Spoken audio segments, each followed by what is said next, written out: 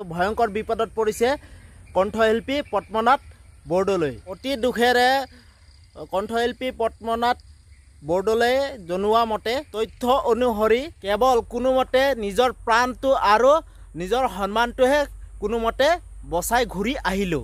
অসমৰ জনপ্ৰিয় কণ্ঠশিল্পী পদ্মনাথ বৰদলৈয়ে ক'লে, মোৰ সতীৰ্থ মহিলা কণ্ঠশিল্পীকো বেয়া ইংগিত দিছিল মুখা পিন্ধা ভদ্ৰ কিছুমানে।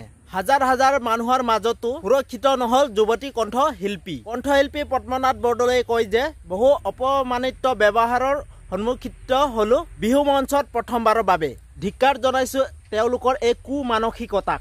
এই অনাকাংক্ষিত ব্যৱহাৰ কৰিব বুলি কোনোদিনেও ভবা নাছিলো। বৰ্তমান বিহুৰ বতৰ, জনপ্ৰিয় কণ্ঠশিল্পীসকল ব্যস্ত তেওঁলোকৰ অপূৰ্ব সৃষ্টি সুৰীয়া সংগীতেৰে দৰ্শকক মনোৰঞ্জন দিয়াৰ। কণ্ঠশিল্পী পদ্মনাথ বৰদলৈয়ে বিহু মঞ্চত খুব সুন্দৰকৈ বিহু গীত প্ৰদৰ্শন কৰি আছিল। ইটোৰ পিছত সিটো বৰ সুন্দৰ সুন্দৰ গীতেৰে দৰ্শকক মনোৰঞ্জন দি আছিল। এনেতে ঘটিল অনাকাংক্ষিত ঘটনাটো। কিছুমান সুৰামত্ত যুৱকে গানটো গাই শেষ কৰিবলৈ নাপায়ে তেনেকুৱাতে এইটো নহয় সেইটো নহয়, এইটো নহয় সেইটোহে গাওক, এনেকুৱা নহয় সেইটোহে গাওক, এনেকুৱা কয়। জনপ্ৰিয় কণ্ঠশিল্পী পদ্মনাথ বৰদলৈয়ে জনোৱা তথ্য অনুসৰি সতীৰ্থ মহিলা কণ্ঠশিল্পীকো অশ্লীল ইংগিত প্ৰদান কৰিছে। আজিলৈ মোৰ ভিডিঅ'টো আছিল ইমানে। আপোনালোকে যদি মোৰ ভিডিঅ'টো চাই ভাল পালে প্লিজ আপোনালোকে লাইক, ছাবস্ক্ৰাইব আৰু কমেণ্ট কৰি জনাব। আৰু নতুনকৈ যদি ভিডিঅ'টো চাই আছে প্লিজ আপোনালোকে ছাবস্ক্ৰাইব কৰি দিব। তো ঠিক আছে, এতিয়ালৈ বাই বাই। নতুন এটা ভিডিঅ'লৈ লগ পাম। তো ঠিক আছে, বাই বাই।